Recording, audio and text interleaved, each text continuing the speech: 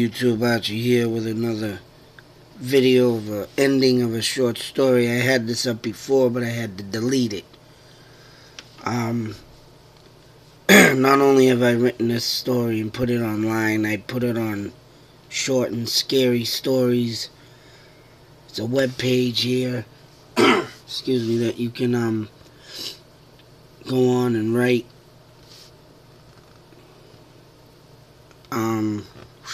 As you can see there, somehow I made it one time. I don't know if I'd ever make it again, but it's one of the show in the top 5 categories of writing stories.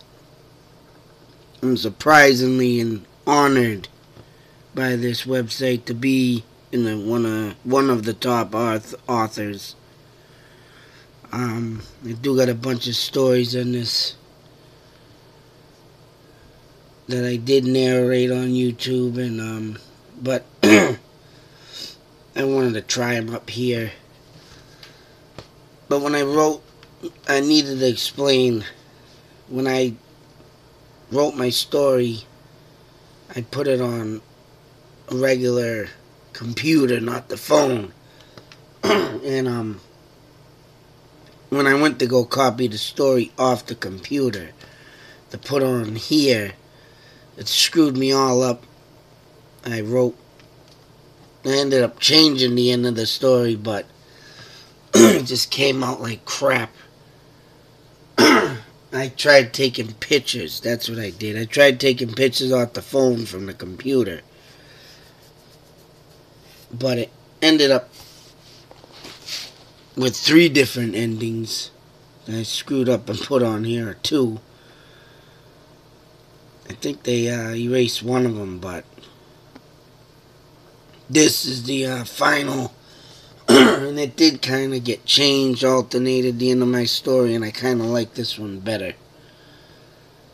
So I'm going to narrate it like I did it the other ones, due to the fact that's what I like to do when I do get a story written. I still got a few more stories that I put up and narrate when I get the time, but like I say, it's always due to my damn busy schedule that I ain't got shit time to do nothing. But this one I erased and I had to get back up. Excuse me. Damn fucking dry throat. As you can see up here, I do got 3.5 stars for it, which is not 5, but hey, I'll take it. But like I say, when I do stories and narrate them, I want people to sit back, relax, and use your imagination for the story. And that's the best way, I think, to get any kind of story out, while you sit there, listen, and imaginate it yourself. You know, the movies today, boy, like I said, and I'll keep saying, damn it, are just nonsense today. A lot of these stories that they come out with and storylines are either remade or just completely stupid. I mean, it's very hard and tough for anybody or any Hollywood writer to come out with any new stuff.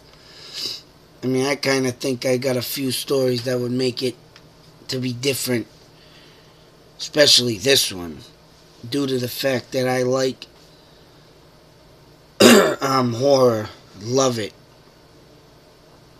And to explain a little bit of what this story is, if you haven't caught the other 2 parts, is about a dream catcher. And everybody knows a dream catcher is made by Native Americans.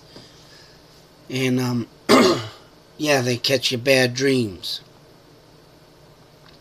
which I stay away from, because I do not want anything in my dreams to be caught that is bad. Whether it be a dream I don't want to have or something I need to have. I mean, a lot of my stories are inspired by dreams.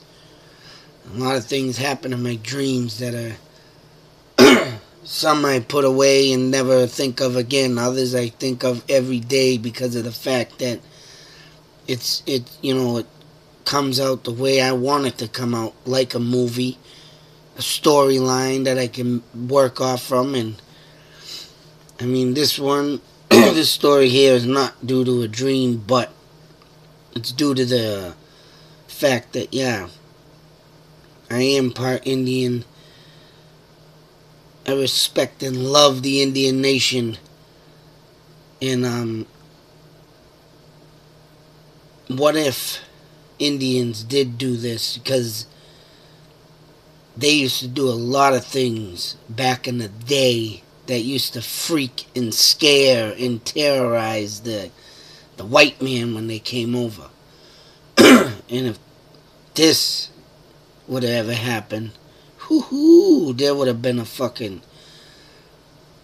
In a way, I would think it'd be the most awesomest thing I've ever seen.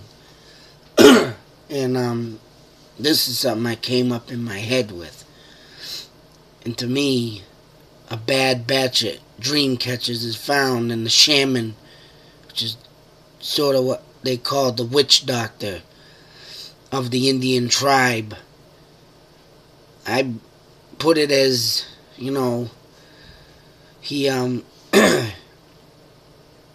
makes these dream catchers not to catch the dreams no more, but to catch the dead spirits of the insane Indians. And if you buy one back in the day, which they were given to the white man from the Indians because, right, the white man started taking over Indian nation and doing rotten things, not treating them as equals, as like some people do today, and tried to take over their land, which the Indian tribes have been here since, before white man. And how would you like, like I say, how would you like it if Islam or, other countries come over here from the Middle East and take over our land, like the Englishmen did to the Indians? Change our names to their names, make us speak their language, make us make us believe their religion. Indians didn't have this, and Indians were forced, and it's proven fact. And what if they did that to us from the Middle East? I'm sure we stand our grounds, stomp our feet, raise our guns, salute our American flag, and tell them, you know what, it's war. And that's exactly what the Indians did to the Englishmen. And in this, me making it the bad dream catcher, where it don't catch dreams, but it gives you dreams. And the dreams come true, and the dreams possess you of the spirits of the Indian dead. And let me get on with it. Finish off the ending. You'd have to go to Indian Dream Catcher Part 1 and 2 to get the beginning of the story if you hadn't already, but due to them being up, I have to do this one, where I changed the ending. I had to erase the other one, and this is the new one. And this is the Indian Dream Catcher Part 3. And I had to write due to goof-ups on the phone, because writing on the phone sucks for me, of course. Hopefully I can get this right. This is the ending of the Indian Dream Catcher.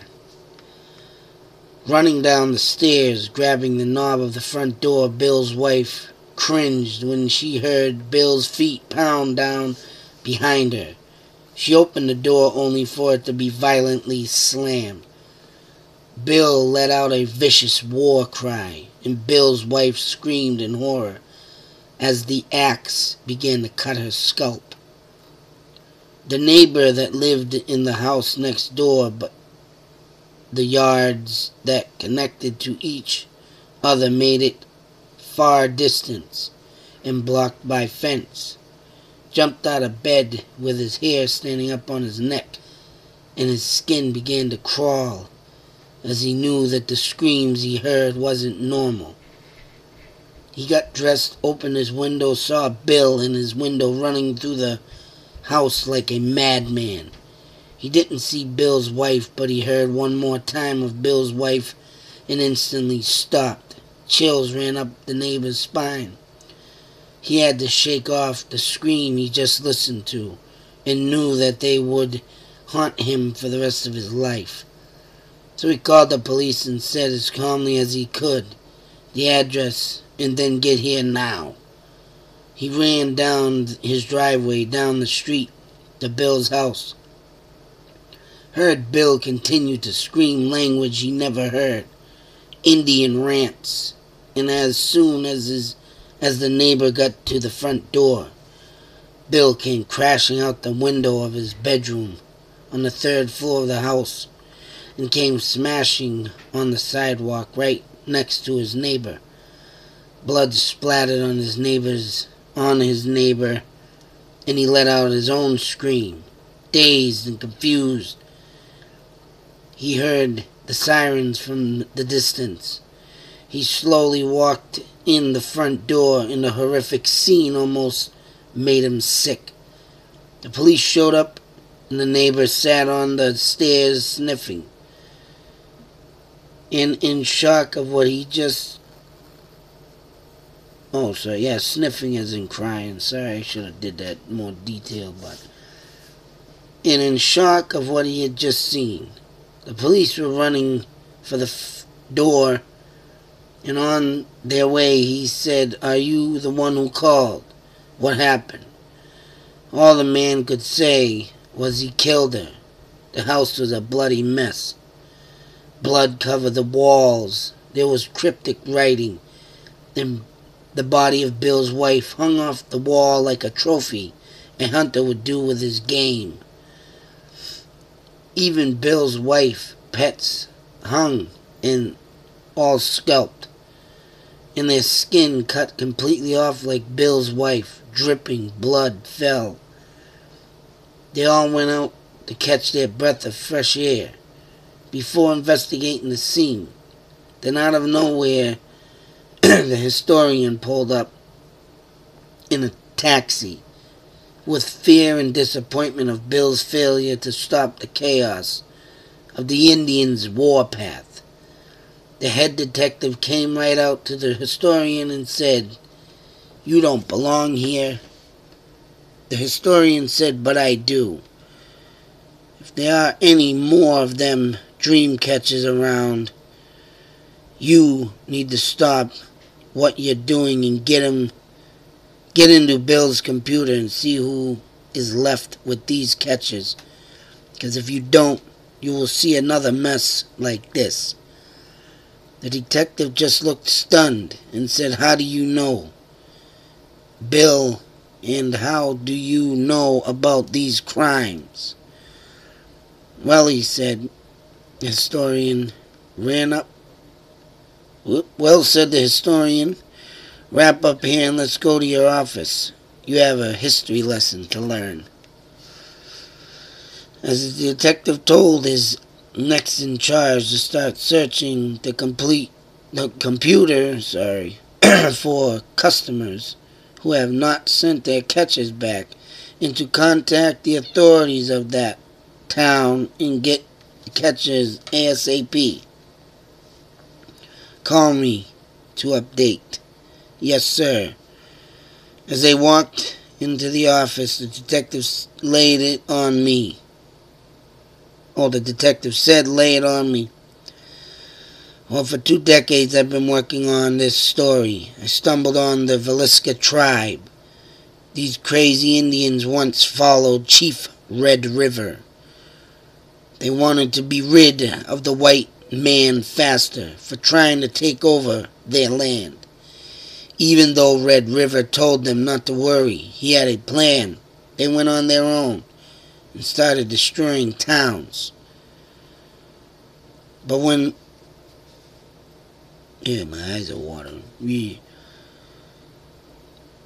But when our founding fathers started, sneak attacks led to the demise of the Villisca tribe.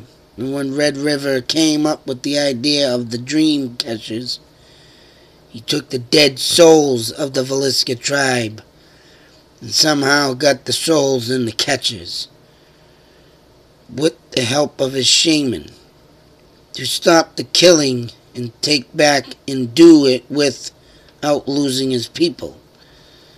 So here we are.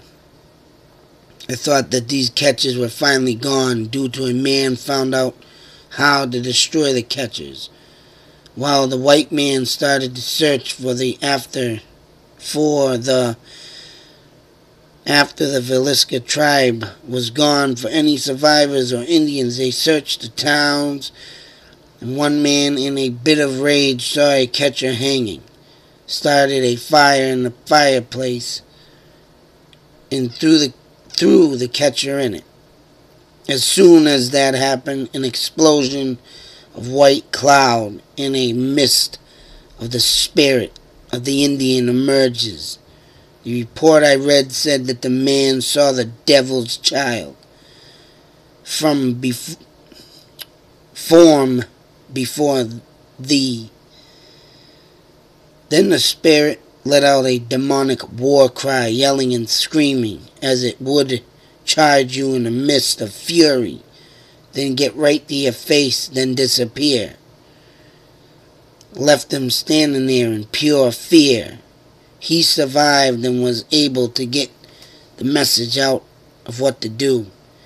If this man didn't figure out how to destroy the catchers, we would have never made it to today.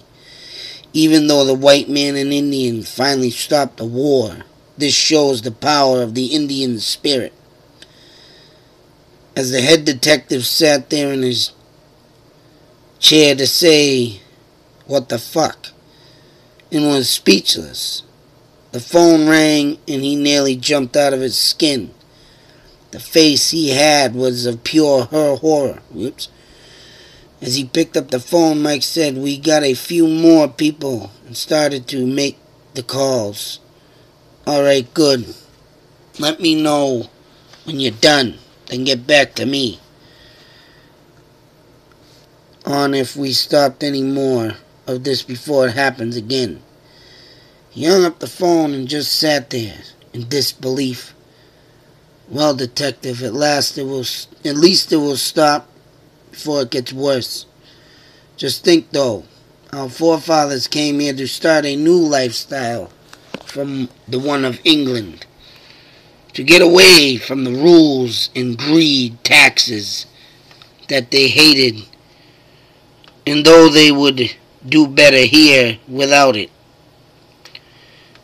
but they took it all here. And just like today,"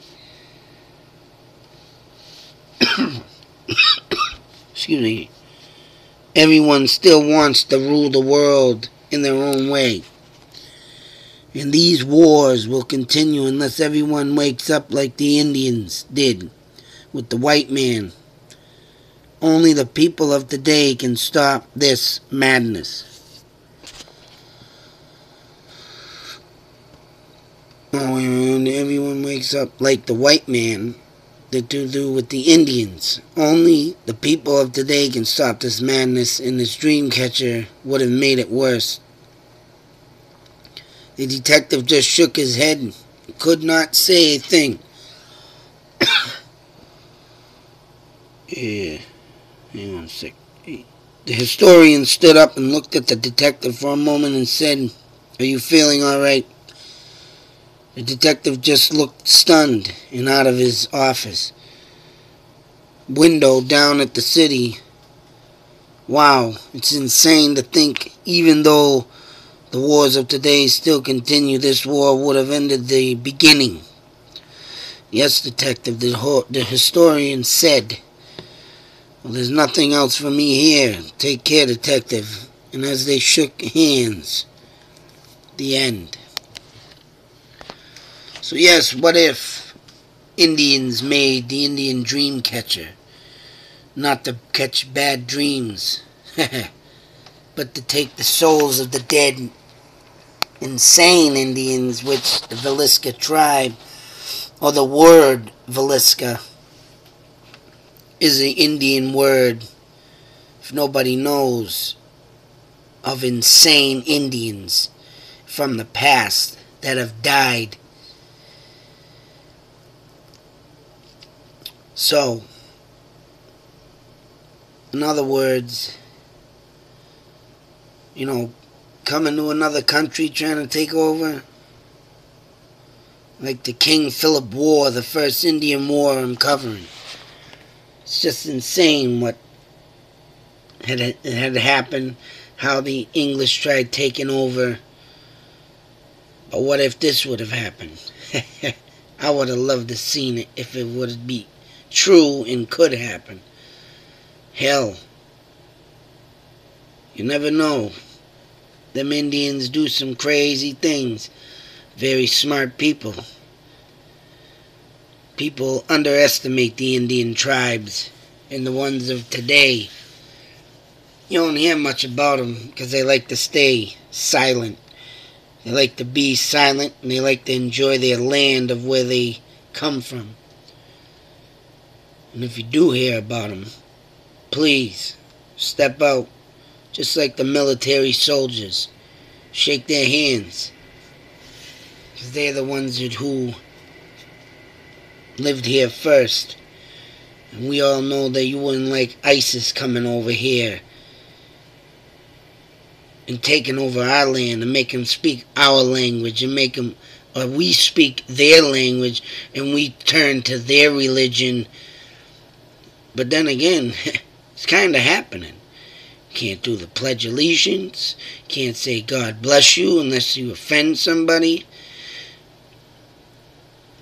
To me, this war that happened with the Indians, I believe it's happening now.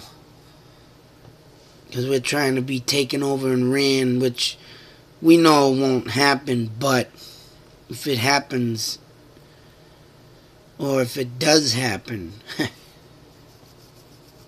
don't say I didn't warn you. But until the next video,